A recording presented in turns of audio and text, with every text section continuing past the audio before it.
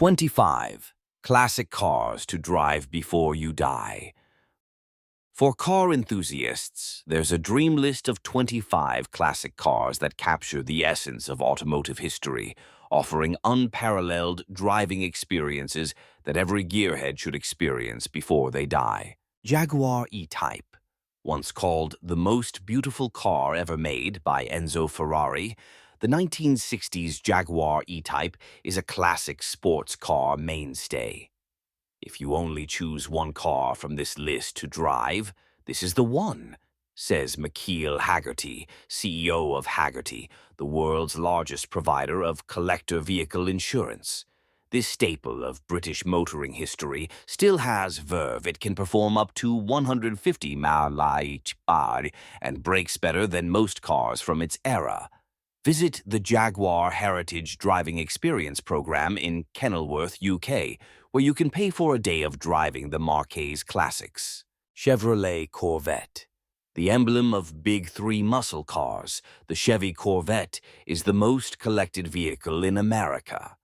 The second generation, which spanned 1963 to 1967, is the most iconic American car ever made, says Keith Martin, publisher of Sports Car Market. It's still breathtaking and fresh today. Early generation Corvettes remain plentiful in the US, so you can scour auctions, collector car dealers, and websites like ClassicCars.com for deals. Lamborghini Miura. Considered by some to be the sexiest car ever built, the Miura debuted in 1966 as a sleek mid-engine speedster designed to challenge Ferrari. Piloting the Miura transcends driving experience to become a life experience, Hagerty says. If the sound of 6 carburetors feeding a thirsty, vibrating V12 moored right behind your head isn't enough, it's also arguably the most beautiful car ever produced. To buy one, contact the Lamborghini Club America or an auction house like R.M. Sotheby's or Gooding & Co. They're usually in the know about the cars before they reach the general market. Porsche 911. The Porsche 911 represents vintage driving at its best, particularly during the golden era before the car's 1974 redesign. There's magic in the early 911, Hagerty says. It's an amazingly well-built machine that delivers one of the most honest driving experiences of any sports car ever built. Even by today's standards, first-generation 911s still have plenty of horsepower and can hold their own on the track. You can find one, even in mint condition, on eBay. Rolls-Royce Dawn Drophead. Based on the first full-size car Rolls-Royce made after the war, the original Silver Dawn Drophead launched in 1949 and retired in 1954. The name was intended to mark the dawn of a new era for the world and Rolls-Royce's place in it. Slightly smaller than pre-war cars, the Dawn helped the British bespoke car maker reintroduce motoring craftsmanship while bringing the company into the modern age. They're extremely rare. Only 3 of the original 28 dropheads remain in the US, and those are owned by private collectors. Happily, the car maker is introducing a successor model after a 60-year hiatus. Mercedes SL300 Gullwing. Among the first sports cars of the post-war era, the Mercedes SL300 Gullwing was the fastest production car of its time when it was introduced in 1954. As the first direct fuel injection series production car, the SL300 could travel at an eye-popping 160 miles per hour. Nobody expected something like that from Mercedes, says Konstantin von Kaganek, a specialist in classic car marketing at the Mercedes-Benz Classic Center in Irvine, CA. Though about 3/4 of the original SL300s survive today, many still belong to their original owners. To see one, visit the Classic Center or an automotive museum like the Peterson in Los Angeles. Ferrari 250 GTO. Ferrari made just 39 of these elegant race cars between 1962 and 1964, so they are extremely rare.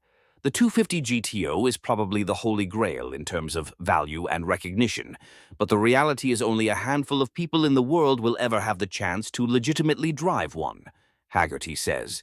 An early model fetched $38 million at Barnum's Quail Lodge auction at the Pebble Beach Concours d'Elegance 2 years ago. If that's too pricey, know that any 1960s prancing horse with a V12 engine is worthy of making the list. Aston Martin DB4. The precursor to James Bond's getaway car, the Aston Martin DB4 is an iconic workhorse. The DB4 is a thoroughbred that never gets flustered, Haggerty says. I wouldn't hesitate to drive one across the country. It's no wonder that James Bond favored the derivative DB5. They're in short supply, so if you want to drive one, your best bet may be to befriend a collector. BMW 3.0 CSL. If any part of you harbors a racetrack fantasy, this is the car to track down.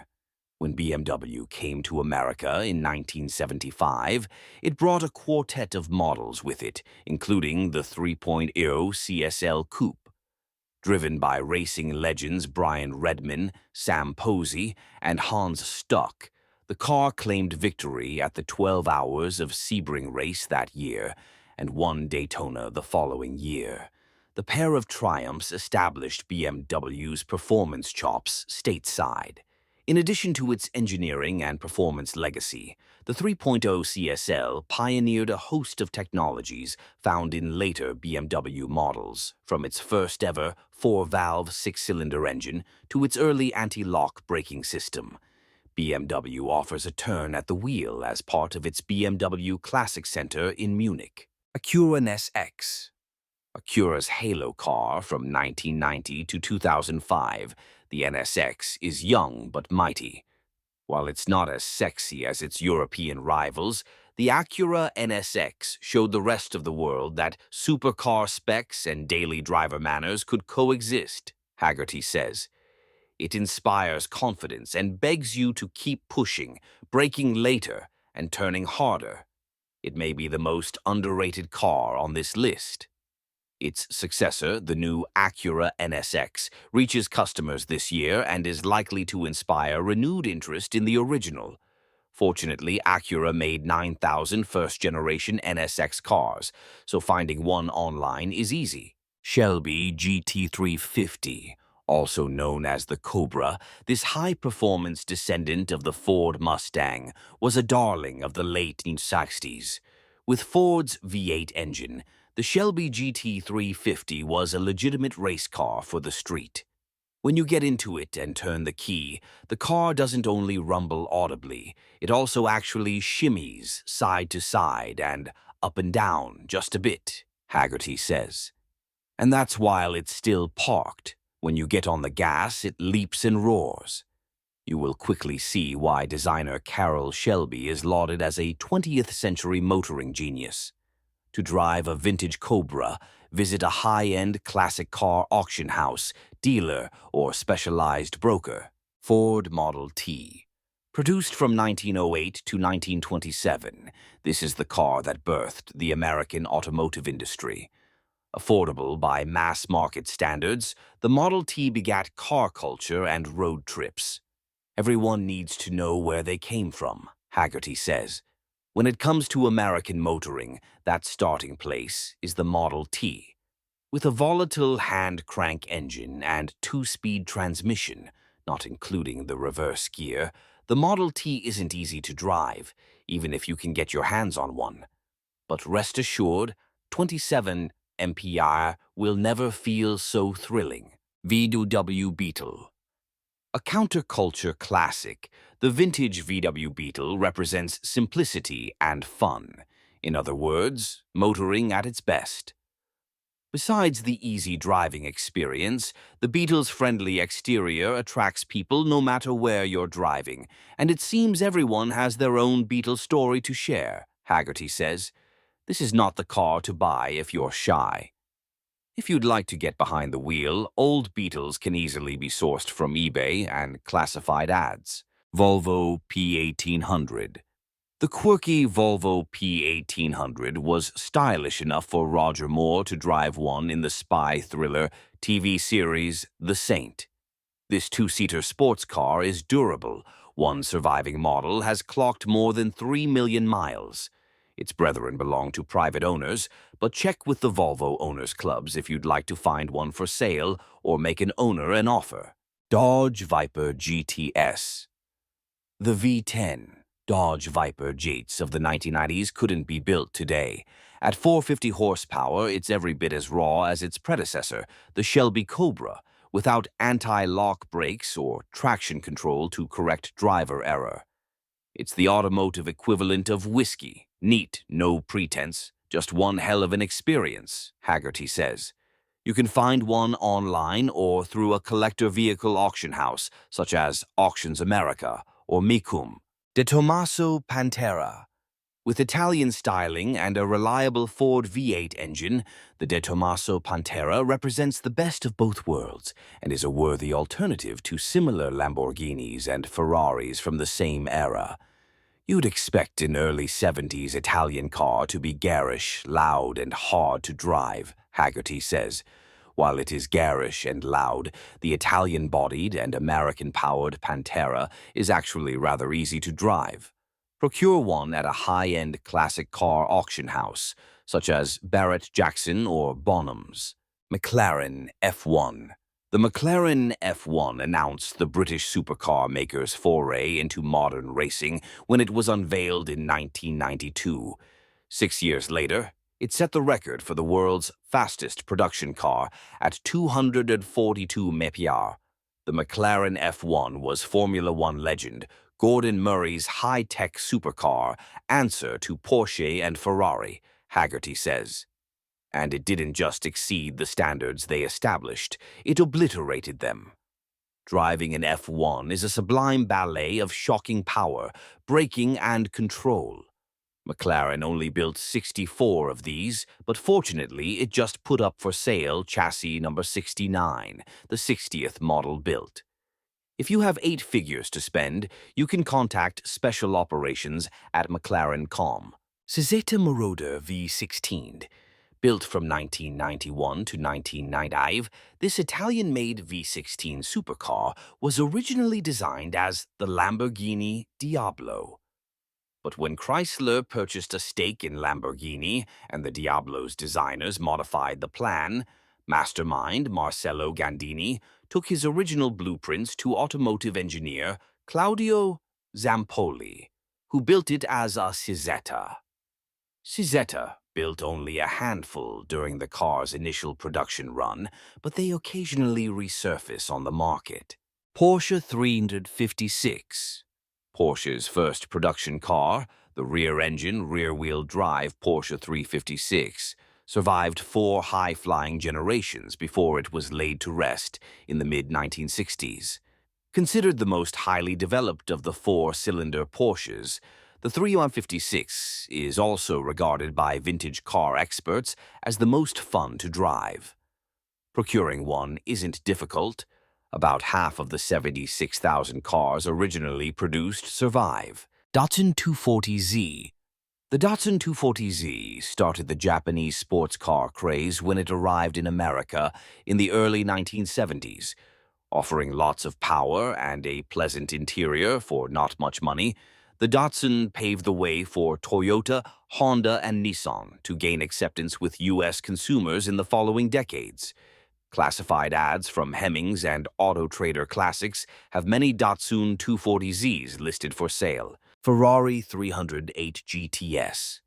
If you watched television in the 1980s, you will likely remember Thomas Magnum, played by Tom Selleck, tooling around Hawaii in one of these Targa tops on Magnum PI. Produced from 1975 to 1985, the two-seater V8 Ferrari 308 GTS represented elegance and adventure. The originals used on set were auctioned when the series ended, but you might find one on display at attractions such as the Cars of the Stars Motor Museum in Cumbria, England, or Universal Studios Hollywood. Chevrolet Camaro.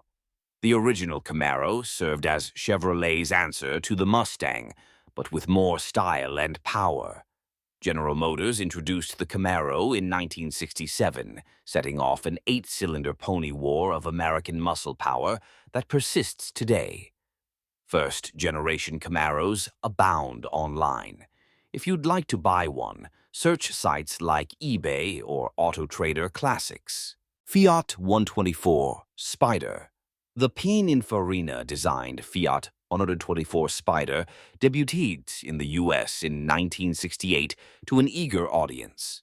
With ample trunk space and enough room in the cabin for two people not to touch shoulders, the Roadster quickly became a road trip classic. It doesn't have much power, but it's cute, Martin says. It's a great summertime car. If you can't find an original model online, know that Fiat is introducing an updated 124 Spider for 2017. Austin Healey 3000. Introduced in 1959, the bulbous British Roadster became the last of the Big Heelys when it ended production in 1967. Curvaceous and brass, the Austin Healey 3000 was an automotive icon of the swinging 60s. This was the final version of the Big Heely with its powerful 6-cylinder engine and overdrive, Martin says. It will cruise easily at 75 mph on today's freeways. You can occasionally find a late-model Austin Healey 3000 through Hemmings and other classic car-buying websites. Vintage Jeep. Jeep rose to prominence as a GP, or general-purpose vehicle, driven by the U.S. military during World War II.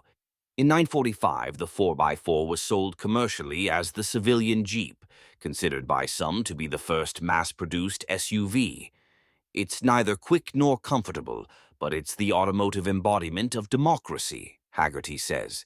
And if you're planning on going off-road, you could do far worse than the Jeep's simplicity and ruggedness. An integral part of American history, the Jeep can be found in equal parts in museums and online classified ads.